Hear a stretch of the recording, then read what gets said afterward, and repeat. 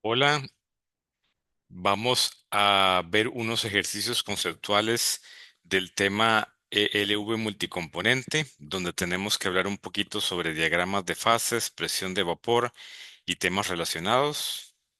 Esto como parte del curso de Análisis de Procesos 1 y de la carrera de Ingeniería Química de la Facultad de Ingeniería de la Universidad de Costa Rica. Que vamos a incluir entre los temas que vamos a ver, ejercicios con diagramas de fases, ejercicios con presión de vapor, ejercicios con ley de Raoult, ley de Henry, cálculos de puntos de rocío y de burbuja y cálculos de vaporización o condensación multicomponente. Pero primero vamos a ver unas preguntas conceptuales. La teoría ya la vimos con la profesora de la primera parte del curso y recomendamos usar diversas hojas de o herramientas de cálculo para resolver los ejercicios de cálculos. Los temas que vamos a ver están relacionados con las secciones 4.3 a 4.5 del libro Principios y Cálculos Básicos de la Ingeniería Química de Himmelblau. Vamos a empezar con unas preguntas conceptuales. La primera pregunta relacionada con el concepto de presión de vapor. A una temperatura dada, un líquido puede coexistir con su vapor a un valor de la presión. Sin embargo, se puede sentir la presencia del agua gaseosa por encima de la superficie de un lago por la humedad. Y es así aunque la presión barométrica aumente o disminuya a temperatura constante. ¿Cómo es esto posible? Que se pueda sentir la presencia de vapor de agua. El primer comentario sería que la presión de vapor del agua existe a todas las temperaturas, incluso a 0 grados, a -5 grados Celsius, incluso el hielo tiene presión de vapor.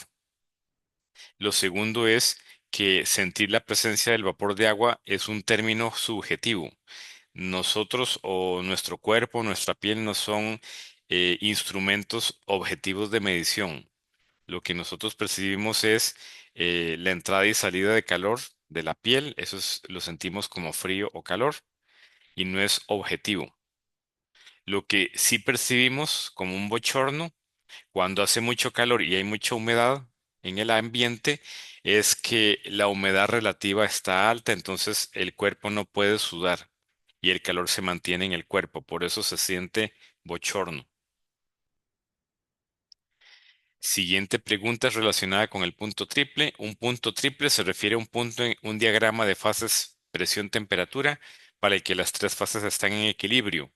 Todos los puntos triples corresponden al equilibrio gas, líquido, sólido. Pues resulta que los ejemplos que vemos en química general tradicionalmente solo tienen esas tres fases, pero en la realidad existen sustancias que tienen múltiples fases sólidas, múltiples fases líquidas, etcétera.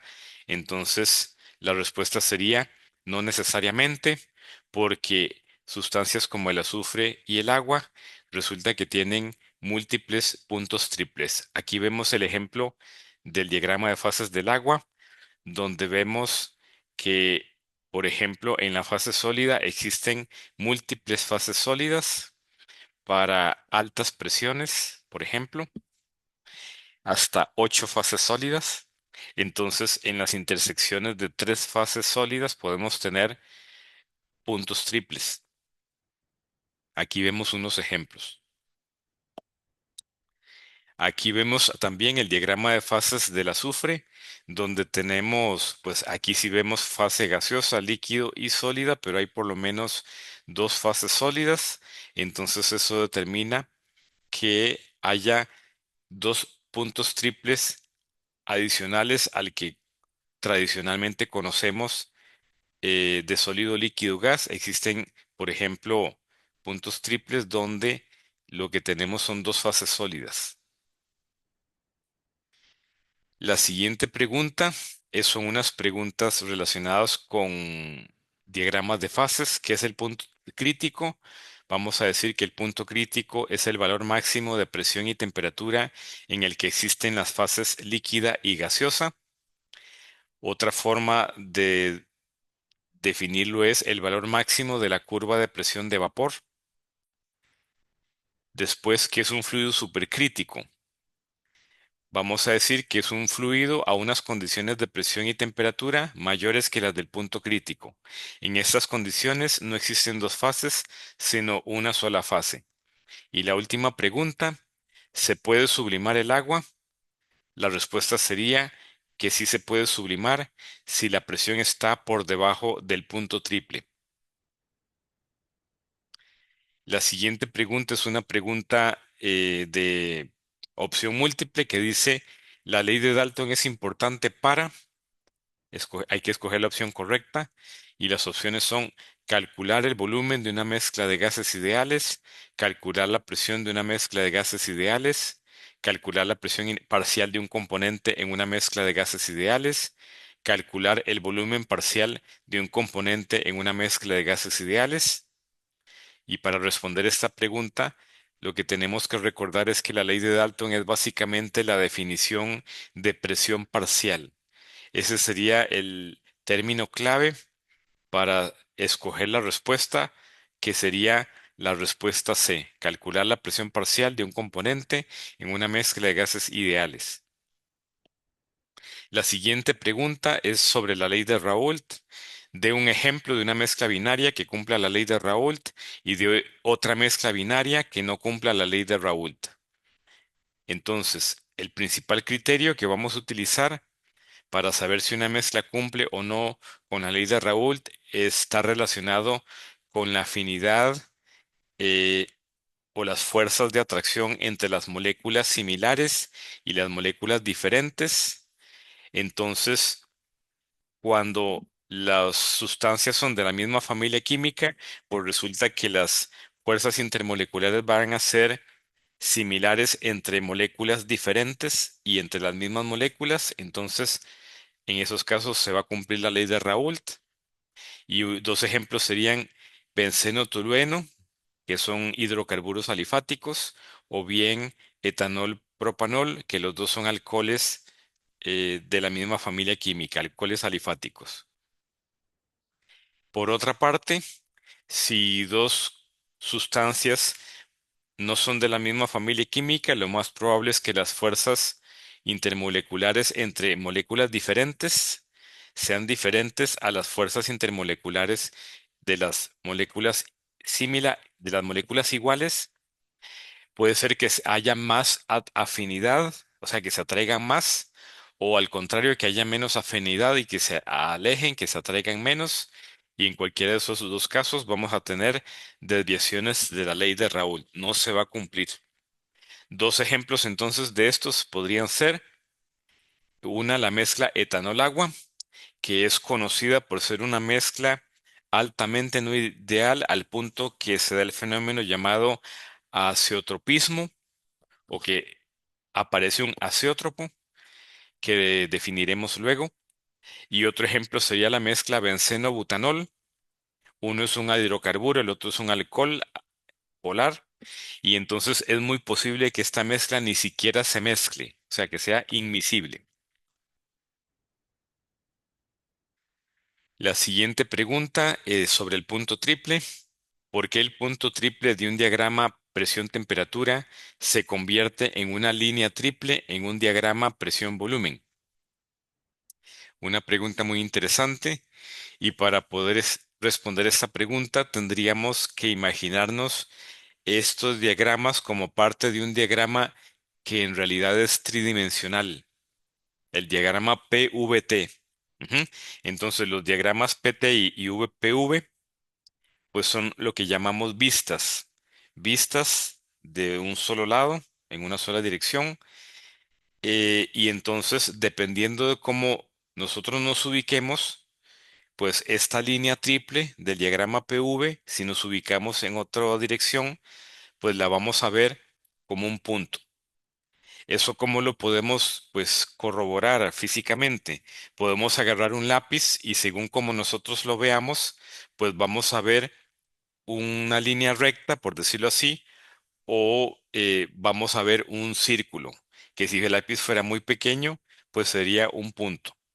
Aquí vemos el dibujo del diagrama tridimensional PVT de una sustancia pura, donde entonces visto en una dirección es el diagrama PV, que tiene una línea triple.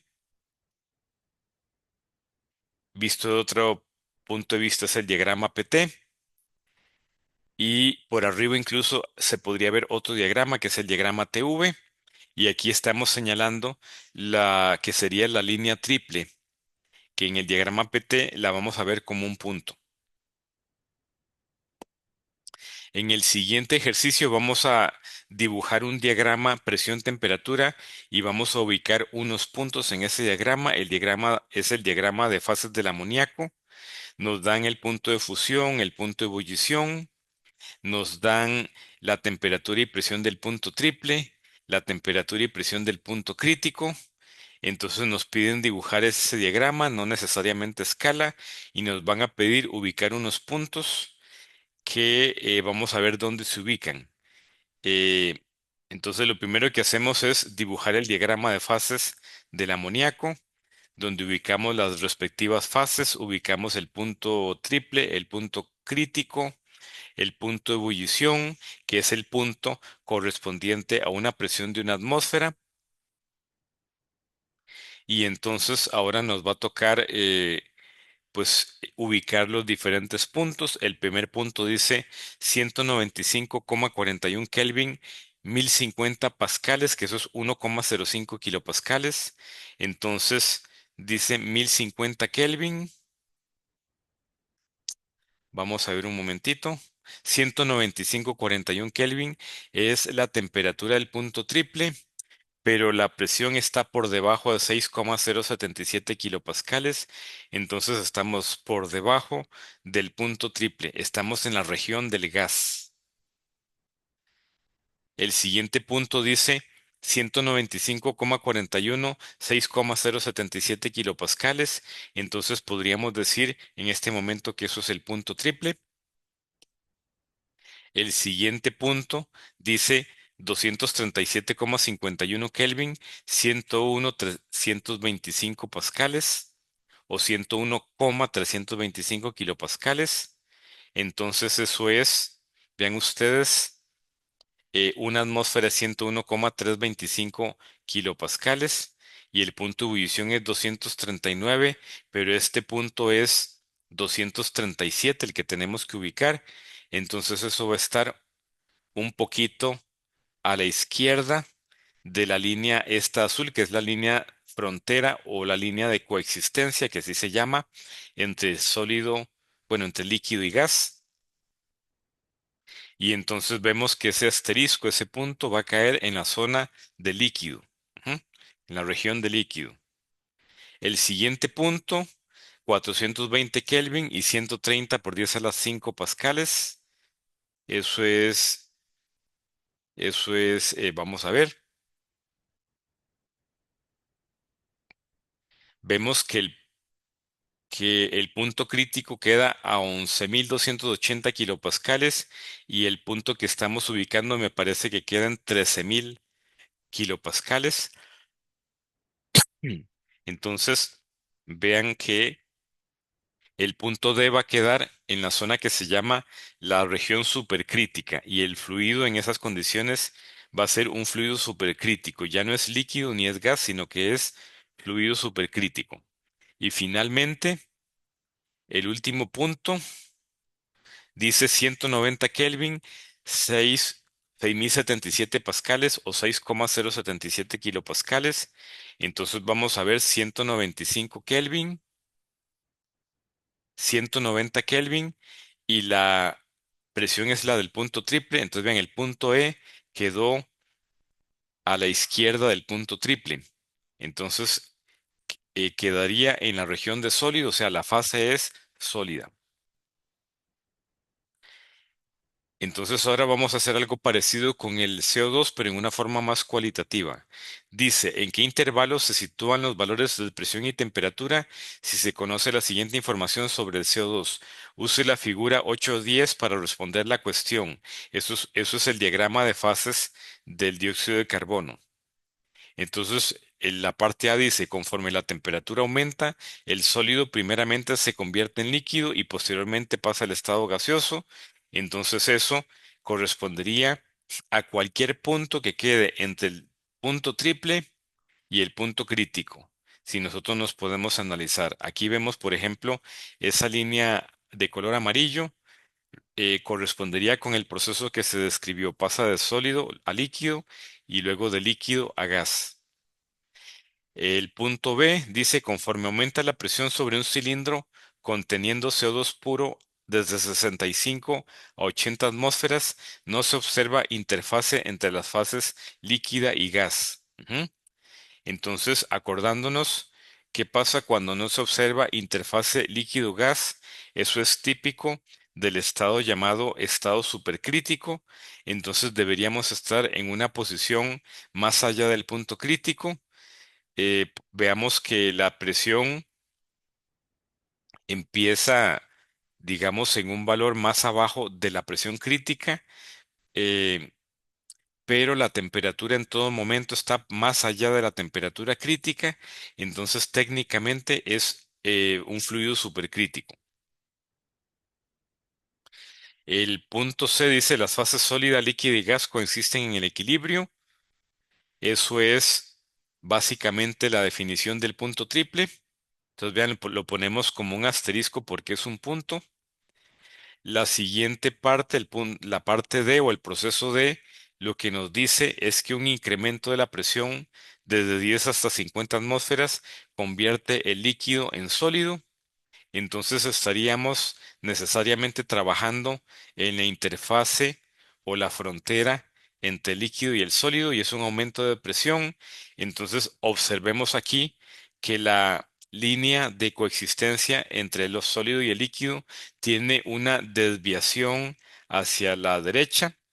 Eso es lo más común en la mayoría de las sustancias puras y eso es lo que determina que cuando aumentamos la presión del líquido, la tendencia va a ser que se solidifique. Un caso particular es el del agua, que el agua tiene esta línea de coexistencia inclinada hacia la izquierda y entonces se da el caso de que cuando nosotros comprimimos el hielo, más bien el hielo se funde y eso es un caso muy particular y es casi que una excepción entre las sustancias puras. Finalmente, el proceso E, un aumento de temperatura desde -80 hasta 20 grados Celsius, convierte un sólido en gas sin fase líquida intermedia. Eso básicamente es un proceso de sublimación y los procesos de sublimación ocurren en cualquier posición que esté por debajo del punto triple, como estamos viendo aquí en la línea correspondiente a la letra E. Vamos a hacer ahora otras preguntitas relacionadas con el concepto de presión de vapor. Entonces, la primera pregunta, ¿de dónde se origina la ecuación de Antoine? Que es una ecuación que se utiliza mucho para estimar datos de presión de vapor. Y esa ecuación se origina de otra ecuación que se llama la ecuación de Clausius-Clapeyron, que se puede deducir a partir de los principios de la termodinámica. Entonces la siguiente pregunta es, ¿cuál es la ecuación de Clausius-Clapeyron?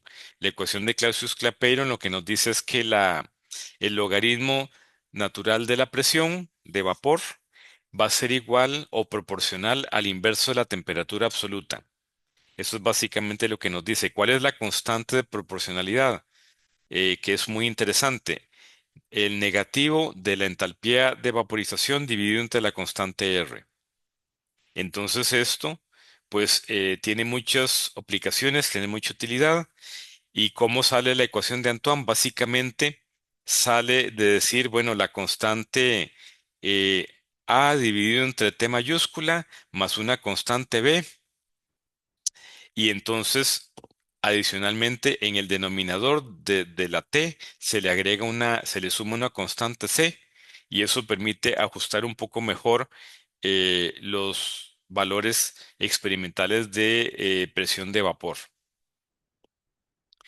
Solo existe la ecuación de Antoine y la ecuación de Clausius-Clapeyron. Pues no, existen otras ecuaciones.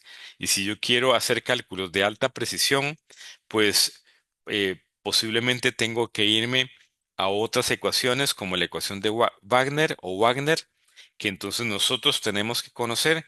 Y la ecuación de Wagner es esta que estamos aquí presentando, que como podemos ver tiene términos adicionales y está en función de una variable tau que a su vez está definida como 1 menos TR. Recordemos que, que TR es la temperatura reducida, una temperatura adimensional que se calcula como T entre la T crítica. Y esta T, muy posiblemente, es la temperatura absoluta en Kelvin, al igual que en la ecuación de Clausius-Clapeyron. Aquí vemos un ejemplo de aplicación de la ecuación de Clausius-Clapeyron. Agarramos unos datos de presión de vapor, por ejemplo, para la acetona, y si se grafica logaritmo de presión de vapor entre el inverso de la temperatura en Kelvin, vean que los datos se parecen mucho a una línea recta, y entonces esto nos sirve para varias cosas. Esto nos sirve para, por ejemplo, encontrar experimentalmente la entalpía de vaporización. Eso también nos sirve para calcular las constantes de esta ecuación y poderlo meter a una hoja Excel, un archivo Excel, hoja de cálculo, un simulador. E inclusive, si yo quiero interpolar datos de una tabla de presiones de vapor, temperatura, pues la forma más correcta incluso sería transformar primero los datos para que se hagan realmente lineales y poder hacer una interpolación lineal. Vean qué interesante. Por lo menos tres aplicaciones tiene este concepto. Clausius-Clapeyron. La siguiente pregunta. Para una sustancia pura, las fases líquida y vapor solamente pueden coexistir para un único valor de la presión a una temperatura dada. Eso, otra forma de decirlo es que para, digamos, un valor de la presión, digamos, para la curva de coexistencia de líquido-vapor, es que la frontera entre líquido y vapor en el diagrama de fases, las dos variables presión y temperatura están amarradas. O sea, la presión es una función de la temperatura. Hay un amarre, hay una relación. Otra forma de decirlo es que solo hay un grado de libertad. Entonces, vean la pregunta, ¿es también este el caso para una disolución ideal de dos líquidos volátiles? Que solamente haya un único valor de presión para una temperatura o una temperatura para un valor de presión. Pues resulta que, ¿cómo vamos a responder eso? Mediante una ecuación que se llama la regla de las fases, que es muy importante, que eh, es de la termodinámica de soluciones y que entonces nos permite saber cuáles son los grados de libertad o la cantidad mínima de variables intensivas que hay que definir para que el estado de una sustancia o de una mezcla queden definidas. Y entonces veamos que la regla de las fases nos dice que los grados de libertad F es igual a 2 más el número de fases, que está representado por pi, menos el número de componentes, que está representado por n. Y entonces, como en una mezcla o disolución ideal de dos líquidos, tenemos dos fases y dos componentes. Si está en el equilibrio líquido-vapor, hay dos fases. Entonces, aplicando la regla de las fases, tenemos 2 más 2 menos 2. Y esto nos dice que hay 2 grados de libertad. 2 grados de libertad, ¿qué significa? Que yo, para poder definir, por ejemplo, el punto de ebullición, no solamente va a ser necesaria la temperatura, sino que me hace falta otra variable. ¿Cuál es esa otra variable? La composición de la mezcla. O sea, el punto de ebullición va a ser variable con la composición de la mezcla a una temperatura constante. O va a ser variable con la presión a una temperatura constante. Son cosas que podemos verificar experimentalmente. La siguiente pregunta explica el siguiente gráfico. Entonces vamos a ver un gráfico y vamos a procurar explicar el concepto de aire saturado, el concepto de humedad relativa y el concepto de punto rocío. Vamos a ver unos círculos celestes y unos círculos blancos y tenemos que explicar qué es. Vamos a procurar hacerlo de la manera más breve y sencilla posible. Entonces este es el gráfico, el dibujo. ¿Qué es lo que estamos viendo aquí? Digamos que es un experimento mental. Entonces tengo una mezcla de aire con vapor de agua. Al inicio ese aire está caliente, digamos que está a 25 grados Celsius y lo empezamos a enfriar. Entonces es un proceso de enfriamiento de una mezcla de aire y vapor de agua. Entonces el círculo celeste que vemos que dice water vapor, vemos que tiene el mismo tamaño en todos los casos. ¿Eso qué significa? Eso es como decir el contenido de agua de esa mezcla de aire y también está relacionado con la presión parcial del agua en esa mezcla gaseosa. Y entonces nosotros estamos enfriando, pero mientras no haya condensación, por ejemplo, ni haya una adición de agua, pues esa cantidad de vapor de agua no tiene por qué cambiar, entonces por eso el círculo celeste se mantiene igual.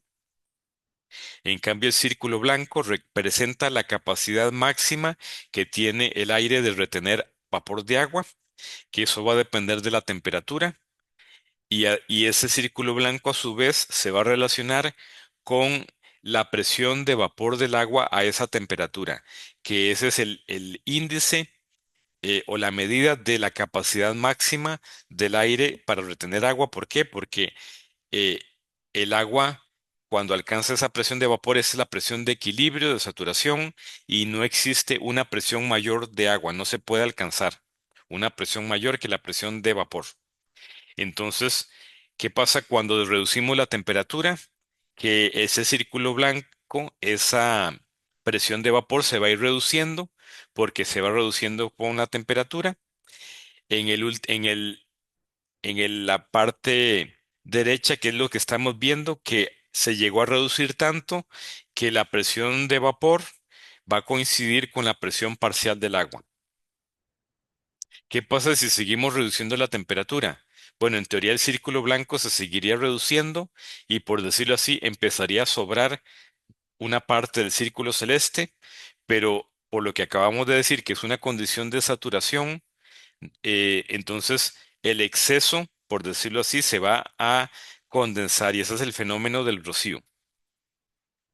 Observamos aquí en el gráfico que cuando el círculo blanco y el círculo celeste coinciden, decimos que el aire está saturado. Y cuando el círculo blanco es más grande, pues vamos a decir que el aire no está saturado. Adicionalmente, vemos abajo que dice 20% humedad relativa, 50% humedad relativa y 100% humedad relativa. Entonces, si tuviéramos que definir ese concepto, de manera que lo asociáramos con lo que acabamos de explicar, círculo celeste, círculo blanco, pues una manera de explicar lo que es precisamente pues la definición de humedad relativa es el círculo celeste, digamos, el área del círculo celeste dividido entre el área del círculo blanco. ¿A qué sería equivalente eso? La presión parcial del agua vapor, entre la presión máxima posible, que es la presión de saturación o de vapor del agua, a esa temperatura. Esa es la definición de humedad relativa. Y entonces veamos que en el último caso de la derecha, donde coinciden los dos círculos, pues tendríamos 100% de humedad relativa. Si seguimos enfriando, que el círculo blanco se reduce, pues entonces resulta que no va a existir 110, 120% humedad relativa y el valor máximo siempre va a ser 100% y entonces por eso se va a dar esa condensación si seguimos enfriando. Entonces, esto que acabamos de explicar, humedad relativa, aire saturado, em, y otros términos como el punto rocío. ¿Qué sería el punto rocío? Sería el punto o la temperatura donde precisamente obtengo esto, el 100% humedad relativa o la presión vapor del agua igual a la presión parcial de la mezcla gaseosa.